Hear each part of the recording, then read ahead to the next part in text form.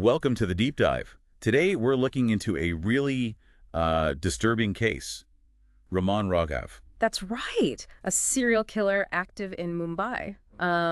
Back in the mid-1960s. It's a chilling story. Yeah, it really is. We've got quite a bit of source material here, details on the crimes themselves, his arrest, the trial. And maybe most interestingly, the whole question around his mental state.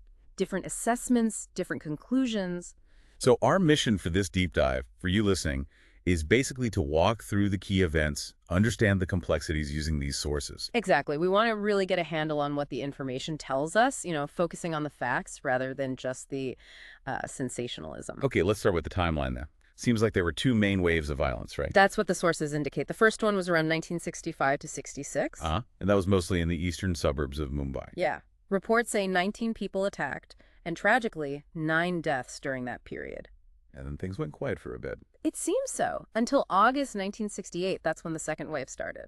And this time the victims were different, more vulnerable. Yes, homeless pavement dwellers, mostly on the outskirts of the city. And the method was similar. Chillingly so. Bludgeoned to death at night, always with a hard, blunt object. That gap between the waves, couple of years, makes you wonder, doesn't it? About his movements or something. It does raise questions, maybe periods of inactivity, or maybe he was somewhere else. The sources don't really specify. Now, interestingly, our sources say Raman Raghav himself, a homeless guy with a record for robbery, he was actually suspected early on. Yeah. After the 68 killings. That's right. They even arrested him. But they let him go. Yeah, released him.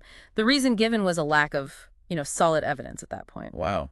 And he went on to kill again after being released. Seems like it. Which really highlights the difficulty, doesn't it? Especially maybe when victims are from marginalized groups. Getting that solid evidence early on. Makes you think what might have been missed in that initial arrest. Definitely. So after more murders happened later in 68, the police really stepped things up. Deputy Commissioner Ramakant Kulkarni. Yes, CID crime. He spearheaded a really big search operation, much more intensive. And that's what led to the final arrest. It did. On September 27th, they finally apprehended Raghav.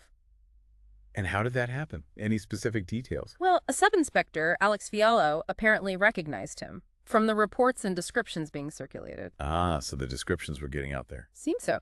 Fiallo detained him with help from 2 witnesses, which maybe suggests people were becoming more aware, more vigilant, despite the fear. And he was using aliases? Oh, yeah, quite a few. Sini Dalwai, Talwai, Anna, Thambi, Viluswamy. Trying to stay hidden, clearly. What about his condition when arrested? The reports mention bloodstains on his clothes, a bush shirt and shorts, and muddy shoes. Sounds pretty incriminating. Exactly. And then fingerprints confirmed his identity, linked him back to his prior record. So they formally arrested him then, under Section 302. Yes, for the murder of Lachon Jagannath Yadav and Dular Jagi Yadav, specifically. Before we get to the trial, let's just touch on the atmosphere in Mumbai then. It must have been terrifying. Oh, absolutely. The sources paint a picture of real fear gripping the city. Not just slum dwellers, but even people in apartments. Afraid to sleep near open windows, or even sleep outside at all. Yeah. That kind of random, brutal violence against vulnerable people sleeping, it really affects the whole city's psyche. Okay, so moving to the investigation phase, post-arrest, he wasn't talking at first. Initially, no. Refused to answer questions. But then there's this slightly odd detail. At chicken dishes. Yeah. Apparently, after they gave him some chicken, he started cooperating. Huh. What do you make of that? It's hard to say, isn't it? Maybe just like a very basic need being met, or perhaps some kind of manipulation on his part. Who knows? But once he started talking, he gave details. He did.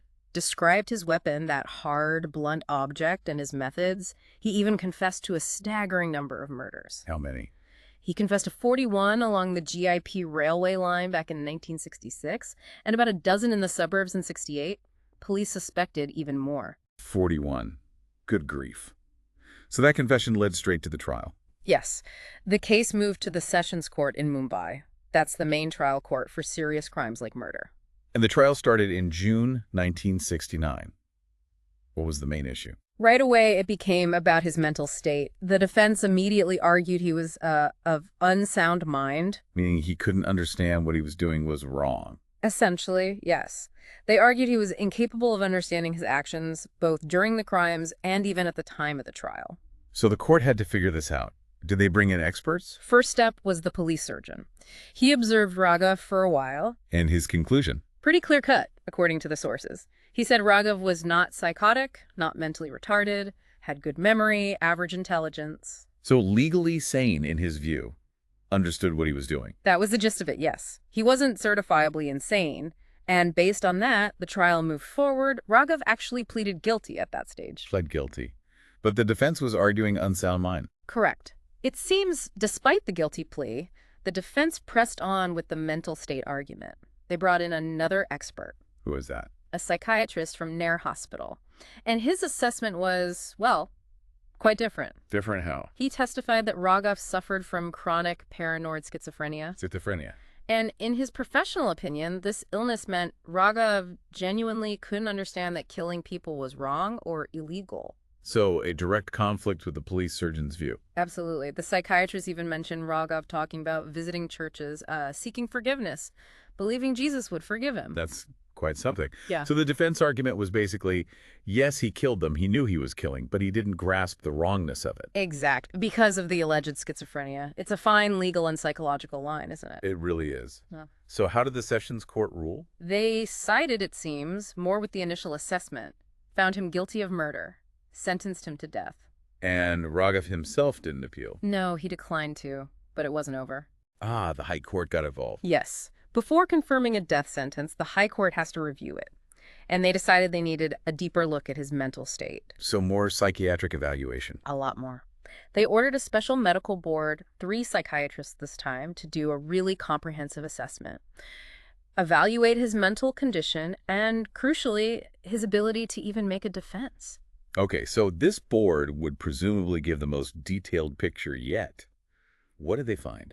Their findings are quite revealing. First, they noted limitations, no childhood history available, no family mental illness history, which is often crucial. Right. What did they learn? They confirmed his history of stealing since childhood, limited education, sort of a loner, and that detail about him living in the jungles outside Mumbai after returning from Pune in '68. Did they do physical checks too? Rule out brain damage or something? Yes, very thorough. X-rays, blood tests, neurological exams.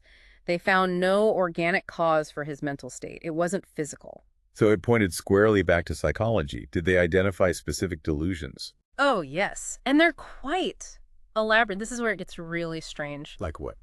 Okay, so the board reported he had this fixed belief in 2 completely separate worlds. One he called Kanun, meaning law or justice, and then the real world. 2 worlds, okay. He believed people were constantly trying to change his sex, turn him into a woman, but they couldn't succeed because he represented Kanun. Wow. He also believed he himself was a Shakti, a divine power, and that people were trying to tempt him into homosexuality, specifically to transform him into a woman. Believed homosexual acts would actually change him physically. That seems to be the belief, yes. He kept insisting he was 101% man. That's a very specific delusion system. Anything else? Yes, more political paranoia, too. He believed the government itself brought him to Mumbai to commit crimes. The government wanted him to kill people. That was his unshakable belief. Right. And that there were 3 specific governments, Akbar's, the British, and the current Congress one, all persecuting him. Across centuries. Yeah. And even small things, like refusing to shake hands. He'd say he represented Kanun and couldn't touch the wicked world. Okay, so this paints a picture of someone really detached from reality. Profoundly delusional. Extremely. Based on these detailed findings from the Special Medical Board? The death sentence was changed. Yes. In 1987, it was commuted to life imprisonment. The reason given was his incurable mental illness. So he wasn't executed. Where did he spend the rest of his life? He was treated at the Central Institute of Mental Health and Research in Pune. And he died there. Or later. He died in Sassoon Hospital, also in Pune, in 1995. Kidney failure was the cause of death. So a very complex end after a horrific series of crimes and a really tangled legal process. Absolutely. The system grappled with it for decades, really. Before we wrap up, it's worth mentioning how this case has kind of stuck around in popular culture, hasn't it? It really has. There have been several films inspired by him. You mentioned Raman Raghav, a city, a killer. Yeah, and a Tamil film, Sigapu Rojakal, and that more recent Bollywood one, Raman Raghav 2.0. Right. Obviously taking creative liberties, but clearly drawing from the case. And he's popped up in podcasts, books on criminal profiling. It speaks to how much the case captured and maybe disturbed the public imagination. Definitely. The brutality combined with that deep psychological mystery. It's a potent mix. So just to summarize this deep dive, we've covered the terrible crimes, the police work, the challenges in catching him. And then the really crucial part, the conflicting assessments of his sanity. The police surgeon saying one thing. The psychiatrist diagnosing schizophrenia, and then that very detailed special medical board report outlining those intense delusions. Yeah, starkly different perspectives on his culpability. For everyone listening, this case really forces you to think about that line between crime and mental illness, doesn't it? It absolutely does. How do we understand motivation, responsibility, when someone's reality seems so fundamentally broken? It's incredibly challenging. So maybe the final thought to leave with our listeners is this. When you hear those detailed descriptions of Raghav's delusions, the two worlds, the Qanun, the fears of transformation, the government plots, how does that information change how you see his actions? And perhaps more broadly, what does a case like this tell us about the human mind's complexities and maybe the limits or challenges of the justice system in dealing with situations that are just so far outside the norm? Something to think about.